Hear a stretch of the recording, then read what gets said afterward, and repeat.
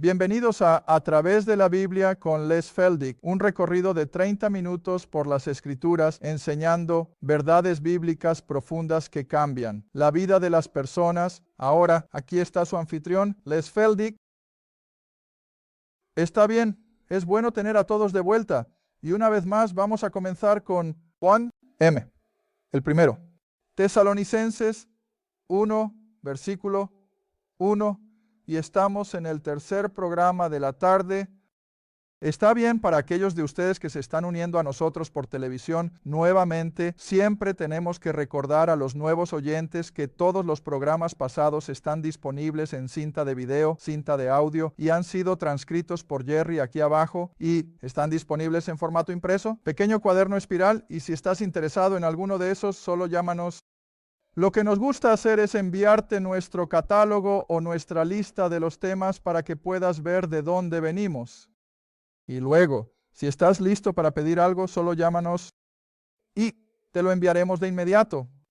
Está bien. Para todos ustedes aquí en el estudio deberían estar en 1 Tesalonicenses 1 y vamos a comenzar en el versículo 1 en un momento. Pero nuevamente me gusta dar un breve contexto histórico de esta carta. Y tengo una caricatura de un mapa. Ahora, ¿sabes lo que eso significa? Se parece un poco a eso, pero en realidad no lo es. Es solo una solución improvisada, pero de todos modos tenemos nuestro mar Mediterráneo y esto, por supuesto, es Asia Menor en las Escrituras o es Turquía en nuestra geografía actual y, por supuesto, los Dardanelos y demás. Y así, Éfeso, por supuesto, fue una de las primeras iglesias de los viajes de Pablo desde Antioquía y hacia aquí a Asia Menor, y luego regresó.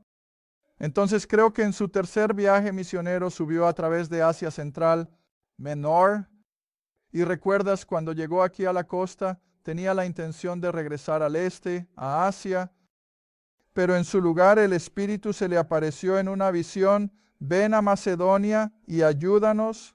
Así que Pablo no discutió con la visión y tomó un barco y cruzó a Filipos. Y por supuesto, Filipos está aquí arriba en el norte de Grecia. Y esta es la nación principal de Grecia y por supuesto aquí está Italia. Pero cuando comenzó su ministerio en Filipos, donde recuerdas que fue golpeado, él y Bernabé allá en los Hechos. De hecho, probablemente sería bueno volver al libro de los Hechos y mirarlo. No tenía la intención de hacer esto, pero tal vez deberíamos. Regresa conmigo al capítulo 13 de los Hechos, donde Pablo y Bernabé ahora dejan la iglesia de Antioquía.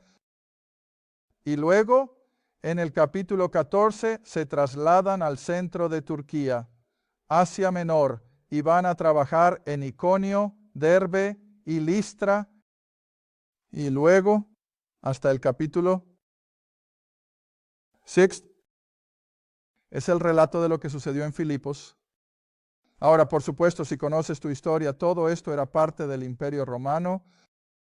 Así que Filipos era romano, colonia. Ahora, tienes que conocer un poco de tu historia para saber la diferencia.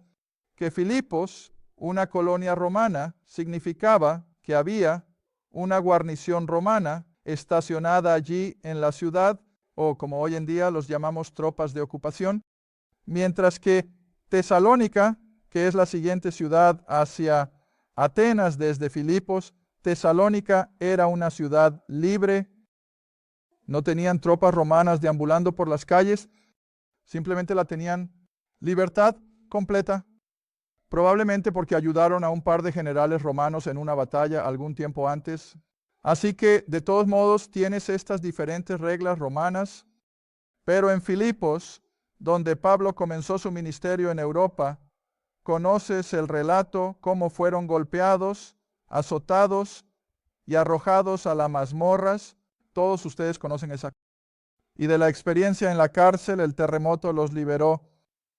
Y tuvimos la salvación entonces del carcelero de Filipos, quien, si hubiera tenido más tiempo en la última media hora, lo habría usado como el contraejemplo de Hechos 2:38. Cuando Hechos 2:38 dice, ¿qué debemos hacer para ser salvos? El carcelero de Filipos, que ahora es un gentil, dice, ¿qué debo hacer? para ser salvo, y Pablo no le dice arrepiéntete y sé bautizado. Él le dice que simplemente crea. Bueno, de todos modos, después de haber sido golpeado en Filipos, se dirige a la siguiente ciudad considerable, que es Tesalónica. Y ahora retomamos eso en el capítulo 17. Hechos, capítulo 17. Y puedes comenzar en el versículo 1, Hechos 17, versículo 1. Ahora cuando ellos, es decir, Pablo y Bernabé y quienes quiera que estuvieran con él, y así cuando pasaron por Anfípolis y Apolonia, llegaron a Tesalónica, donde había una sinagoga de los judíos. Ahora no había en Filipos, si recuerdas. Y Pablo, como era su costumbre, entró a verlos, es decir, a estos judíos que se reunían en la sinagoga, entró a verlos, y 3 sábados. Así que lo máximo que puedes obtener de 3 sábados sería, ¿cuánto tiempo? 4 semanas, asumiendo que no se quedó para el siguiente sábado. Así que la duración de su ministerio en esta ciudad de Tesalónica fue como máximo de 4 semanas. Algunos estudiantes de la Biblia dirán 3 semanas debido a los 3 sábados. Pero ves, podría haber otros 6 días adicionales y seguir siendo solo 3 sábados, pero lo que sea, no fueron más evidentemente que 4 semanas en esta ciudad griega, pagana. Está bien. Versículo 3. Abriendo y alegando que los hechos de Cristo han sufrido, han resucitado de entre los muertos, y que este Jesús que les predico es el Cristo o Mesías. Ahora el versículo 4. Esta fue la reacción, como casi en todas partes. Algunos de ellos creyeron y se unieron a Pablo y Silas. Y de los griegos devotos, dije Bernabé, debería haber sido Silas. Y de los griegos devotos, una gran multitud. Ahora ves, los gentiles se están aferrando cada vez más a este evangelio de la gracia, para consternación, por supuesto, de los judíos. Ahora el versículo 5, pero los judíos que no creyeron. Ahora, hubo algunos que sí creyeron, pero la mayoría no. Y así, en el versículo 5, los judíos que no creyeron se movieron con envidia. Ahora, no siempre tienes que detenerte. ¿De qué estaban envidiosos? Oye, no querían que estos gentiles paganos entraran y tuvieran algo que ver con su Dios. Porque le dije a una de mis clases durante la semana pasada, que deberían tomar su concordancia en algún momento y simplemente buscar cuántas veces a lo largo de las Escrituras tienen los 3 nombres en orden: Abraham, Isaac y Jacob. A veces está en cuestión de 3 o 4 versículos. Y el Dios de nuestros padres, el Dios de Abraham, Isaac y Jacob. Pedro, en Hechos capítulo 3 lo repetirá: el Dios de nuestros padres, Abraham, Isaac y Jacob. Y así ves, sentían que eran tan inclusivos con su Dios que esos gentiles no podían tener nada que ver con él. Y cuando vieron a los gentiles respondiendo a la predicación de Pablo y Silas, se llenaron de furia por la envidia. Esos gentiles no tenían nada que hacer, adorando y creyendo en el Dios de Abraham, Isaac y Jacob. ¿Ves?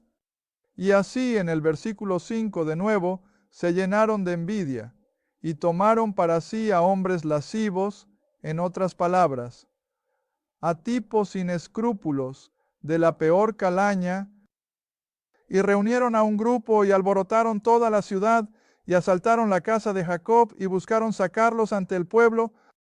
Cuando no los encontraron, en otras palabras, Pablo y Silas ya se habían ido y escapado y se dirigían hacia Atenas. Así que cuando estos tesalonicenses no pudieron encontrarlos, llevaron a Jacob y a ciertos hermanos ante los gobernantes de la ciudad, gritando: estos que han trastornado el mundo. ¿No es asombroso? ¿No es asombroso? Que aquí, en este mundo pagano, viene un hombre con, por supuesto, 2 o 3 de sus amigos, pero en general fue el trabajo del apóstol Pablo lo que hizo que estos paganos pensaran que estaban literalmente trastornando su mundo religioso, o como dice la mayoría de la gente, al derecho. Pero, ¿qué impacto tuvo este hombre en el mundo pagano? Y así gritaron, han trastornado el mundo y ahora también han venido aquí. Versículo 7, a quien Jacob ha recibido, y todos estos hacen lo contrario a los decretos de César, diciendo que hay otro rey, uno llamado Jesús. En otras palabras, eso nos dice que Pablo ya estaba proclamando al rey venidero y su reino. Versículo 8, y alborotaron al pueblo y a los gobernantes de la ciudad. Cuando oyeron estas cosas y cuando tomaron seguridad de Jacob y del otro, los dejaron ir, y de inmediato enviaron a Pablo y Silas de noche y se fueron a Berea, que por supuesto es la siguiente ciudad pequeña al sur de Tesalónica, y pasaron un tiempo en Berea, y luego Pablo baja a Atenas solo, y luego los otros, Silas y Timoteo y demás, lo alcanzan y luego se van a Corinto. Ahora, para cuando Pablo llega a Corinto, dándose cuenta de que este pequeño grupo de creyentes aquí en Tesalónica solo lo había escuchado enseñar durante 4 semanas, no puedes imaginar cómo debe haber ardido su corazón. ¿Cómo les va? 4 semanas no es mucho tiempo. Vaya, he tenido que enseñar a la gente durante 3 años antes de que lo entiendan. Pero 4 semanas. Y tenía un grupo considerable de estos paganos que se habían convertido en creyentes de su evangelio. Casi. Increíble, ¿verdad? Está bien, ahora ese es el contexto. Entonces, para estas 2 pequeñas cartas a los tesalonicenses, la primera que Pablo escribe, aunque están al final de sus cartas en su mayoría, sin embargo, por lo que se puede ver, fueron los más antiguos de sus escritos y fueron escritas en cuestión de semanas. Después, habiendo escapado de Tesalónica, pasó un tiempo en Berea, pasó unos días en Atenas y evidentemente escribió estas cartas desde la ciudad de Corinto, y luego Timoteo, o quien fuera, lo llevó de regreso a la iglesia de Tesalónica para su admonición y para su alimento espiritual. Está bien, ahora tomemos esto verso por verso por un momento. Tesalonicenses 1, versículo 1, Pablo, Silas y Timoteo, a la iglesia o la asamblea de los tesalonicenses que está en Dios el Padre y en el Señor Jesucristo. Mira, esa es la misma posición que Pablo nos enseña en Colosenses capítulo 3, como vimos hace 1 o 2 semanas. ¿Dónde estamos como creyentes? Estamos escondidos en Cristo, en Dios. Esa es nuestra posición. Está bien. Estos tesalonicenses eran de la misma manera. Está bien, versículo 2. Él dice, damos gracias a Dios siempre por ustedes, mencionándolos en nuestras oraciones y recordando sin cesar tu obra de fe, tu labor de amor y tu paciencia de esperanza. Ahora, cada vez que las Escrituras repiten algo en un periodo de tiempo relativamente corto, ¿cuál es mi palabra? Énfasis. Está bien, bajemos directamente al versículo 9. ¿Y qué versículo tan tremendo? Y les escribe a estos expaganos, con quienes solo había pasado 4 semanas, y él dice, porque ellos mismos dan testimonio de nosotros, de qué manera entramos a ustedes. En otras palabras, tu testimonio muestra cómo Dios bendijo nuestro ministerio entre ustedes y qué entrada tuvimos entre ustedes y cómo se volvieron a Dios de los ídolos.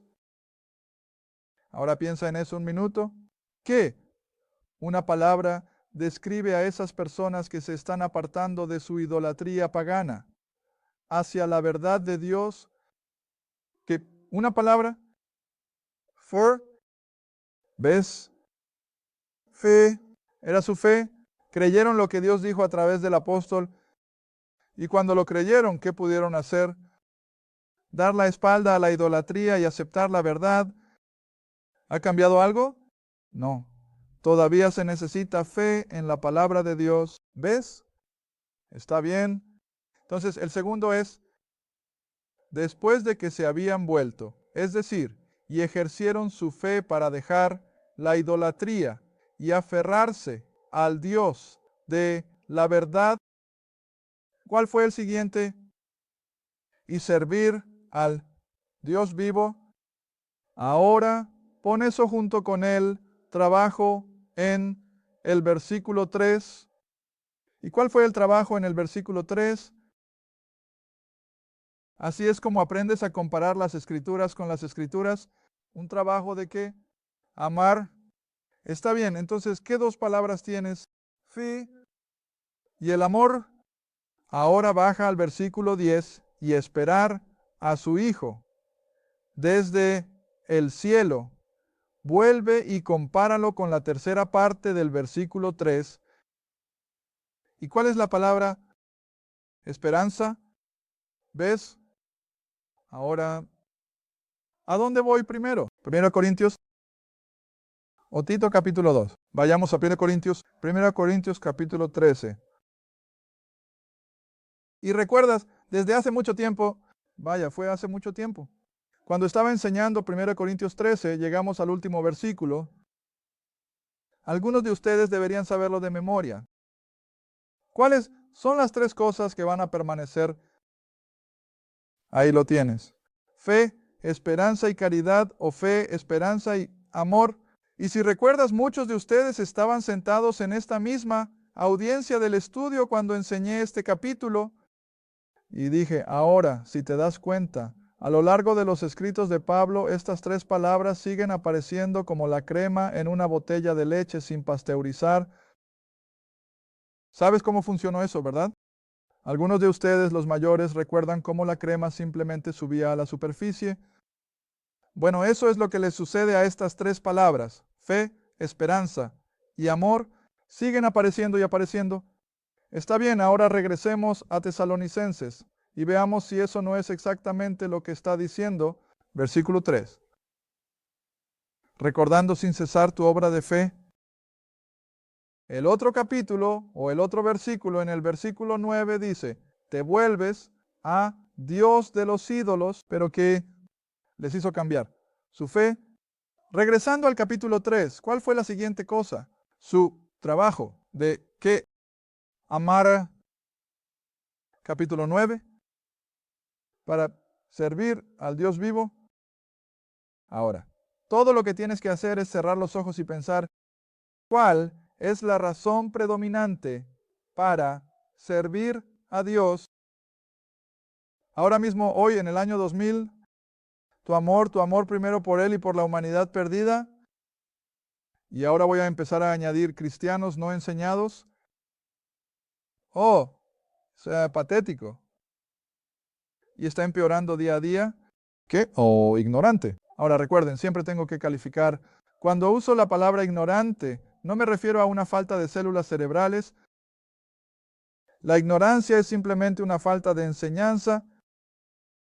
Puedes tener a alguien en la iglesia toda su vida y son tan ignorantes como se puede ser. ¿Por qué?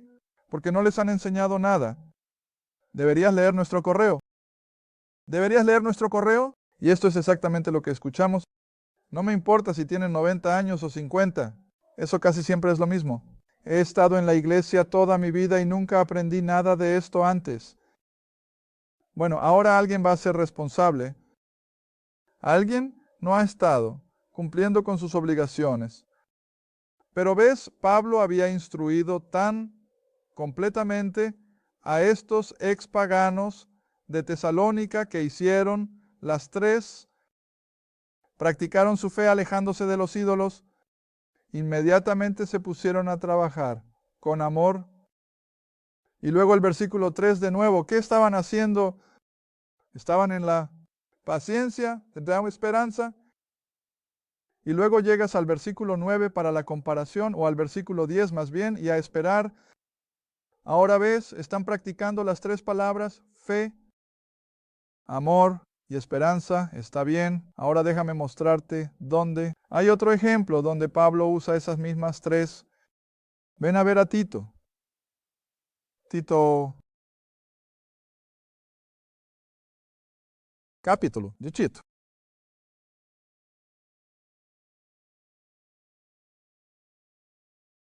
Sí. Y para mí esto es lo que hace que estudiar este libro sea tan emocionante como todo encaja.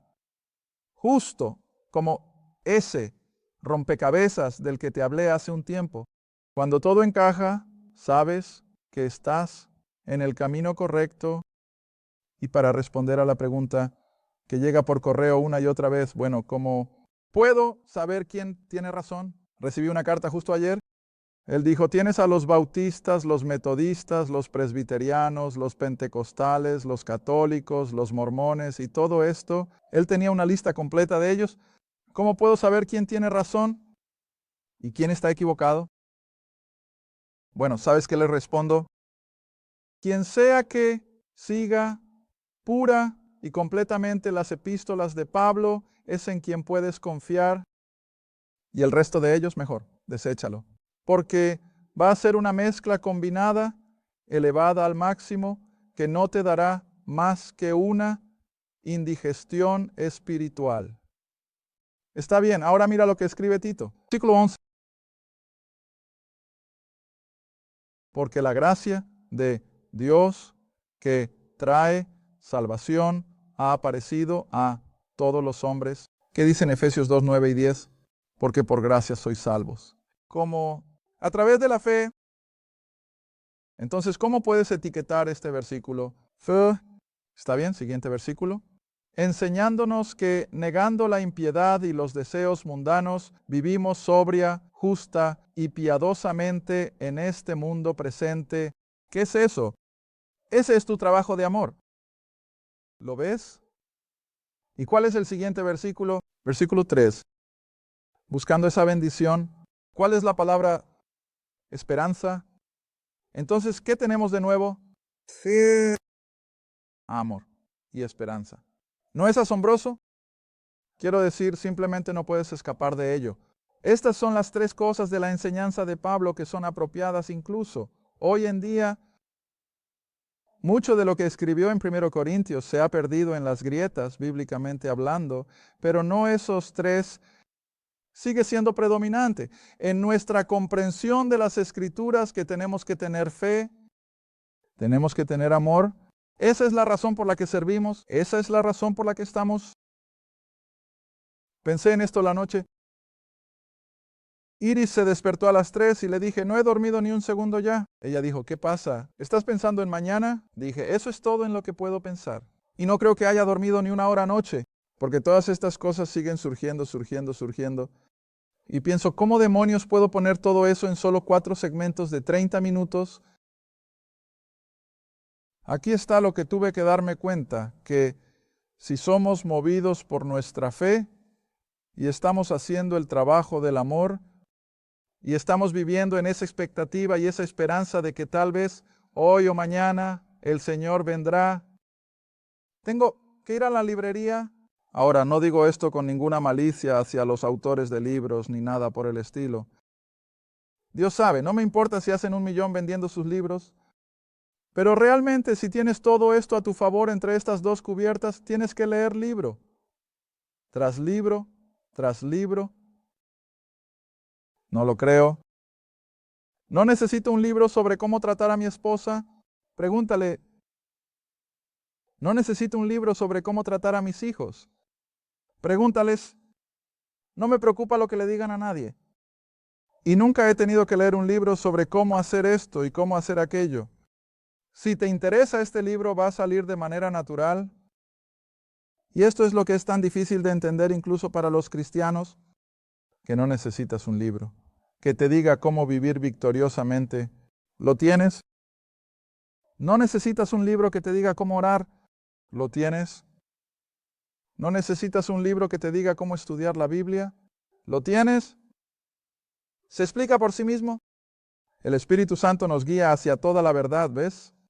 Pero estamos todos alterados todo el tiempo por todas estas fuerzas externas sobre cómo hacer las cosas.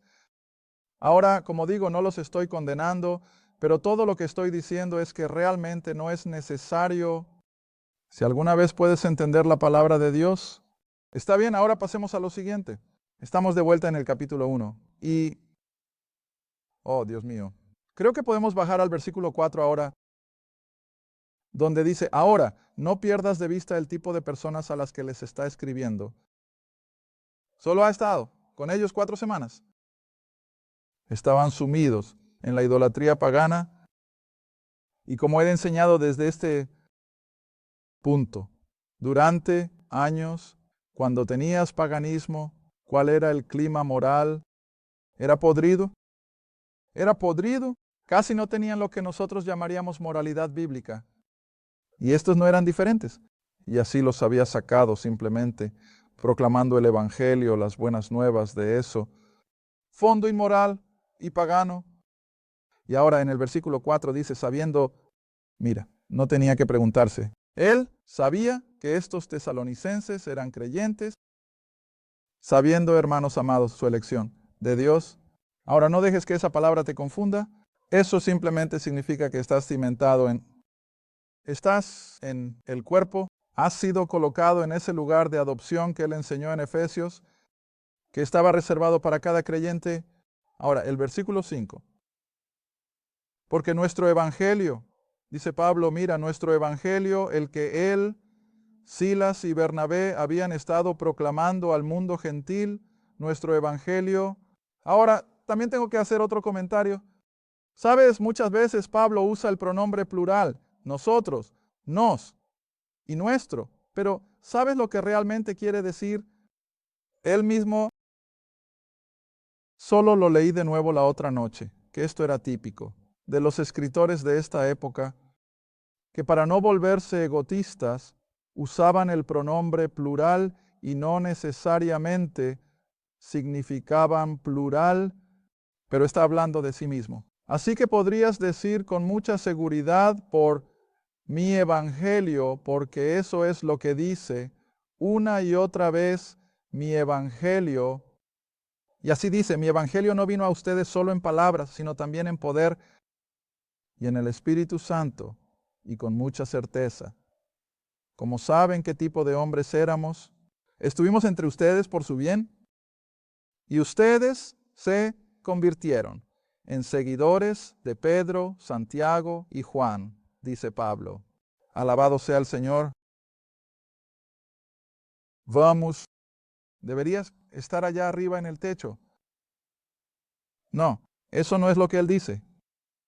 Pero ustedes se convirtieron en seguidores de nosotros. Ahora, he tenido mis versículos favoritos. Los he usado antes y los usamos de nuevo. Regresen hasta 1 Corintios capítulo 4. Sí, 1 Corintios capítulo 4. Solo tengo un minuto. Si tengo tiempo, miraré un par de ellos, pero lo dicen todo. 1 Corintios 4. Versículo 60. 1 Corintios 4. Versículo 16. Sí, tenemos que asegurarnos de poner este en la pantalla. 1 Corintios 4, versículo 16. Por lo tanto, Pablo escribe a los corintios, les ruego, sean seguidores de Pedro, sean seguidores de Jesús. No, eso no es lo que él dice. Sean seguidores de quién? A mí. ¿Ves? Pablo dice, sean seguidores de mí. Está bien, vengan al capítulo 11, versículo 1. 1 Corintios capítulo 11. No se ve bien, pero lo es. 1 Corintios 11. Oh, sí. Ojalá pudieran soportar un poco mi locura y de hecho soporten conmigo y para que yo pueda presentarles. No creo que ese sea el versículo que quiero. Gracias por ver A Través del Mundo con Les Felden. A Través de la Biblia es un ministerio apoyado por socios. Si este programa ha sido de ayuda para tu estudio de las Escrituras y te gustaría que otros disfrutaran de la enseñanza, tu apoyo sería muy apreciado. Escríbenos a Les Feldick Ministries, Ruta 1, Caja 760, Quinta, Oklahoma, 74552, o llama al 1-800-369-7856. Recuerda, todos los programas están disponibles en forma impresa, audio, casete y cinta de video. Asegúrate de sintonizar la próxima vez en A Través de la Biblia con Les Feldick.